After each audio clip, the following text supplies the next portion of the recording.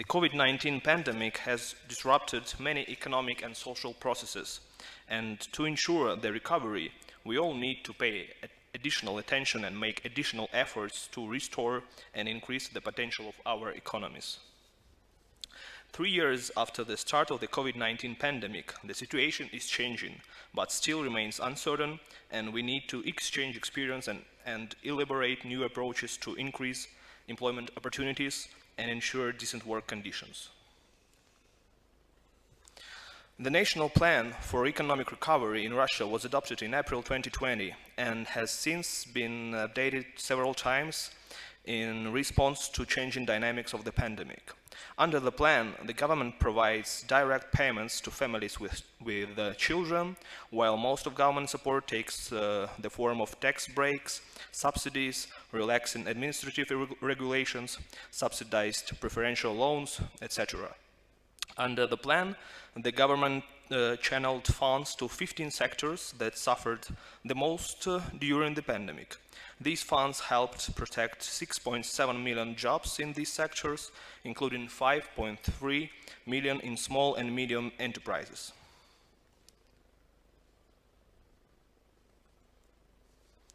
The decrease of the decent work deficit task underlays all national projects and programs. A multifaceted approach is needed that addresses both supply and demand side factors.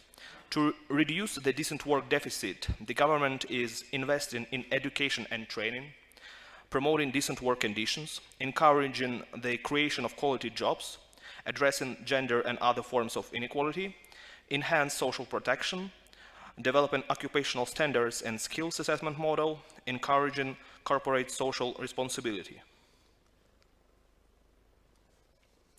In recent years, Russian government also has implemented a number of reforms aimed at improving working conditions and labor rights. These changes include reforms of labor code, increasing of minimum wage and maternity capital. In promoting labor rights and decreasing decent work deficits in the context of the recovery, the government in 2022 has combined its support to employment with social support and creation of appropriate infrastructure. Measures to support employment in 2022 included retraining of specialties in demand on local labor markets, temporary and paid public works, subsidizing hiring, as well as retraining of employees of industrial enterprises at risk of dismissal. The total coverage of employment programs was more than 500,000 people. Social support measures were aimed at creating better work-life balance and ensure that the per capita income of the families does not decrease with childbirth. In 2022, more than 900,000 certificates for maternity or family capital were issued. The government also continued modernization of social infrastructure. 84 modernized employment centers were opened in 2022. A total of 173 updated employment centers have been opened since the beginning of the modernization program. The basic principle of labor policy development in Russia is the equal and active involvement of social partners in the policy making. The Russian Tripartite Commission for the Regulation of Social and Labor Relations consists of representatives of the government, businesses and trade unions.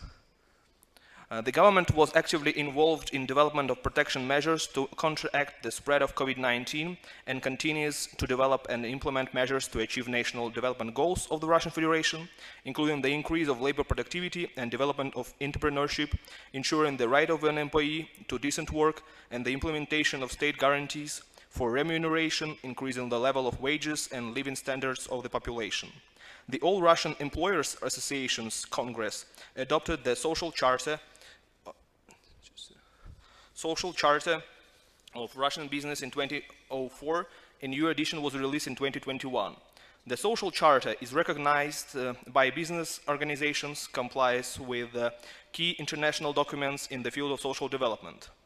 Total of 286 organizations, companies, industry and regional business associations and other NGOs have joined the Social Charter with a total number of about 10 million employees. As stated in the social charter, business risk management systems are based on respect for human rights by business.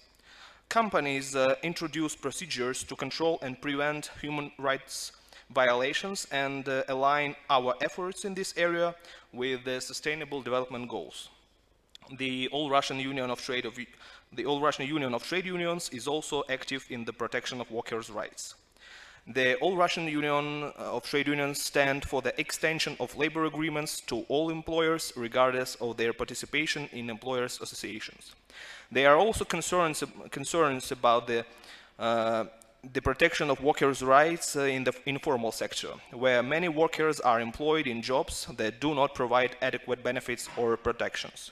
Trade unions emphasize that it is necessary to ensure the protection of the interest of workers outside the framework of different labor relations. The digital employed should be subject to mandatory pension insurance, social insurance in case of temporary disability, accidents and occupational diseases, compulsory medical insurance.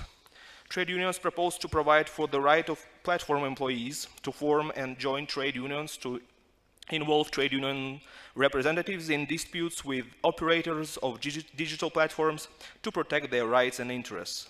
Collective joint efforts of the government and the social partners aimed at protection of worker rights and are supporting the establishment of social justice and decent work for everyone.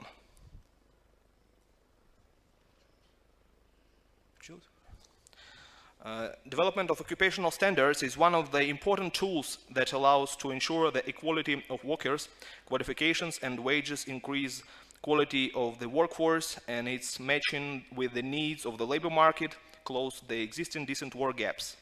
The development of occupational standards reflects the real needs of the labor market. The occupational standard is the main element that is used in various fields: labor, education, qualification assessment, and is aimed at various categories of citizens: employees, employers, youth.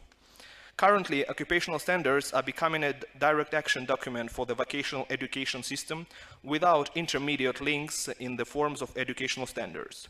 They are taken into account when developing basic educational programs of secondary vocational education and educational programs of higher education. The occupational standards alone can't guarantee the social justice and fair pay. To become such an instrument, they are complemented by the skill assessment mechanism. In Russia, the certification of skills is regulated by different laws, and there are different types of assessment.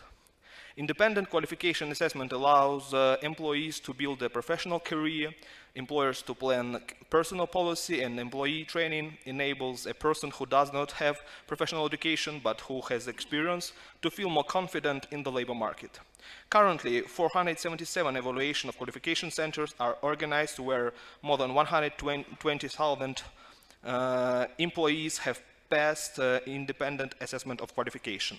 The use of the independent qualification assessment mechanism will also allow the employment service bodies to access the quality of educational services provided to unemployed citizens at the expense of the employment service, which will contribute to improving the efficiency of budget spending. Russian women are distinguished by a high level of education and economic activity. Women are heads of about 30% of organizations that are small and medium-sized businesses. The largest representation of women entrepreneurs is typical for the sphere of social and educational services.